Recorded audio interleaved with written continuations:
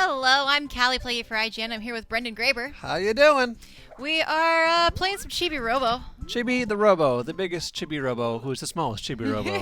I reviewed Chibi-Robo's Zip Lash on the 3DS. What did you think? It has its share of problems, honestly. I think it has some interesting ideas, so I'm going to show off some of those right now. Basically, the main mechanic is, the main platforming mechanic is with the Zip Lash and the Whip Lash. So the Whip Lash looks like this. Uh-huh. This functions like a whip, as you might expect. I see. You can angle it up, and you can angle it forward, and that's all you can do with that. Well. You use it to kill enemies that don't really threaten you at all. I'm in the, So this is kind of a different approach from earlier Chibi-Robo titles, which are kind of more like exploration, solving problems in a big old world, and this is more of like a side-scrolling platformer. And yeah. I get the feeling this is kind of like when your favorite big game goes and has like some weird spin-off that has nothing to do with the actual core titles. That is kind of what it feels like, yeah.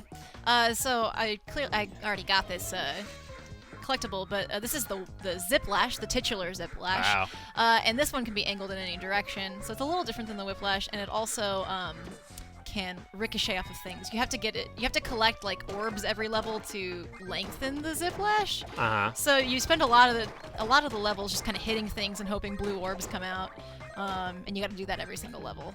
And the controls are weird. Like I can never angle it properly. I think it's the circle pad. It's just that was really weird to me. Like the controls, I see what you're saying. See, the controls are kind of finicky. And you can pick up trash. Chibi-Robo's a kind little robot. He is very cute. Chibi-Robo. He's very cute. Yeah, it's hard to stay mad at this guy. I mean, it is. The game may not be perfect, but at least you look cute. So the Zip Lash ricochets off of things, and that's the main, like, if you want to call it a puzzle mechanic, that's the main puzzle mechanic, but it's not very puzzling. It's just kind of like, oh, what I got to ricochet at next. Yeah, it's like, oh, now I got a longer reach, so I can get up here and get whatever this is. So would you say that these little collectibles are kind of hard to find, or were they pretty straightforward? Oh, they're not at all hard to find. The only thing that's maybe hard to find is that you have to find snacks in this game. Aliens have stolen your snacks. Jerks. And, right, those jerk aliens. And so you can also roll, but whatever. Oh, I forgot about that. Aliens have stolen your snacks, and the snacks are, like, marginally harder to find than all the other collectibles. Sometimes you have to capture little robots that, have escaped you, but they aren't really hard to capture. It's a really easy game, unfortunately. I didn't really feel like there was any reason for me to keep playing it. So, puzzles, not too puzzling. Nope. Platforming, not too platformy. Collectibles, some are hard to find, but most are not. Right, exactly. It's really... It's boring. I felt very bored. If I could... Well, if I die, that'd be really funny. I get the sense that it's kind of like a... No, I did die! You did die. That's the thing is that the was controls... for talking smack about Chibi-Robo. Well, the controls, again, are super finicky, and so I'll try to do something, and I can't do it quickly enough, but that doesn't happen very often because this game is really slow. It's a slow game. Yeah, it seems like a very... I mean, you have a timer, but it's also 900 seconds is a lot of time. It is. It's your battery, and you collect extra battery. So you can in even... each Yeah, level. you You don't even need it, and I don't know why it's not long enough to reach this. Oh, well that works. So there's little things like that that are like sort of puzzly, but as you can see, it was like hardly a puzzle, you know. Yeah, it's not completely dead. There is some fun to be had. Some brain teasers. I would, like, honestly, I would recommend this for like a kid. It's rewarding enough, like, for, you know, someone who's kind of newer to platformers. Maybe I just have played enough where there's no challenge, and there's actually the platforming controls aren't very good. His jump is not very long. You can also extend the jump by doing this, but then that happens, and the control it's just so. That's my I see what you're frustration. saying. Yeah. Let's see. I don't actually know if there's a way to quit a level. Oh yes, I can return to the Chibi Yeah, you were house. telling me that the level selection is also kind of It's odd. It's really weird. There's something called the destination wheel, Uh-huh. and I really don't understand why it's there. You basically, when you complete a level, and I'm gonna go to my favorite level actually, so maybe you'll see something that's a little more fun. You complete a level, you can spin this kind of roulette, kind of like a board game. Like you spin to go a certain amount of spaces, and the level you land on, you're stuck with. So let's see. I'm trying to but find. once you beat a level, you can go back to it, but to move forward, you might move to a level you don't want to go to. Yeah, you might accidentally, like, this happened to me before I understood what the destination wheel really was. I ended up repeating like 3 levels, and all of them I had already completed and decided were kind of unexciting. So I had to repeat all of them just to proceed. And the destination wheel is mandatory to move ahead in the game. Yes. So it doesn't make sense because you can buy the numbers you want. So let's say I want to go 1 space forward.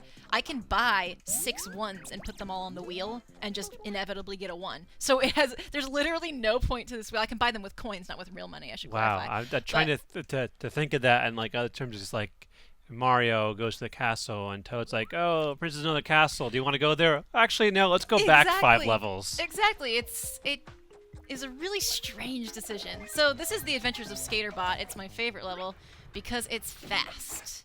You ready? We're skating. And what a hot little robot. He's going well, and I screwed up already. But this one I liked because it was not as painfully slow as the other levels, and there's actually an element of danger to it where you have to be able to use your whiplash quickly enough to eliminate enemies before you. So I can see that Chibi-Robo is a game. It's good when it's going fast, but when it slows down, it becomes a little too obvious that it's slow. Yeah, and see, even this one slows down. You have to get boosts. Yeah, it's just most of it is so slow, and it kind of babies you almost. Mm-hmm. But this is my favorite. I really like this level. I thought it utilized all of the good ideas well. So that long jump utilizes that really well. It utilizes the whiplash really well by making it something you have to be very quick with. All right. And most levels don't do that. So even this is not terribly hard, but I think this is where you kind of see all of Chibi-Robo's good ideas kind of come together. That doesn't happen. And it's too bad that this is the exception and not the rule. Yes, it definitely is. And there's other vehicle levels. There's a submarine level that totally throws all of this out the window. It is really, really slow. I felt like I had to learn new controls just for that level. Huh. The submarine doesn't control very well, and the whole idea of the level is dodge things in your very, very slow submarine that makes dodging not a fun experience. So that was sort of cool. That's cool. Yeah. So I thought this was fun. Like, there's definitely fun to be had here, like you said. Definitely. It's so few and far between that I was very disappointed. Boom! Look at how cute he is, though. He Cute is little adorable. babe. He's very, very cute. And that's one of the things I liked about this game, too, is he does little dances, he does little celebrations, and that's all very charming. I think it has all these little details that are charming. He does little dances. He's had a very charming history. He has. Even if it's not his best game yet. Yes! I So would that's like to see more Chibi-Robo in my lifetime. Right? So that's another thing that's like sort of puzzly, but literally it's just geometry. You gotta figure out what angle you have to shoot the thing. It's not Curse you, geometry. terribly challenging if you have passed like 6th grade. But again, if you have a kid who likes cute things. Definitely, if you have a small children in your life and you want to get them into the platforming, this is a nice place to start. It might not be as complicated as other platformers out there, but it definitely can be fun for some people. Oh yeah. And this is he has a little chibi house and it's a little spaceship thing. I want a chibi house. Right? But as far as the more competent platforming and puzzle enthusiasts out there, would you say that Chibi-Robo is more of a chibi no-go?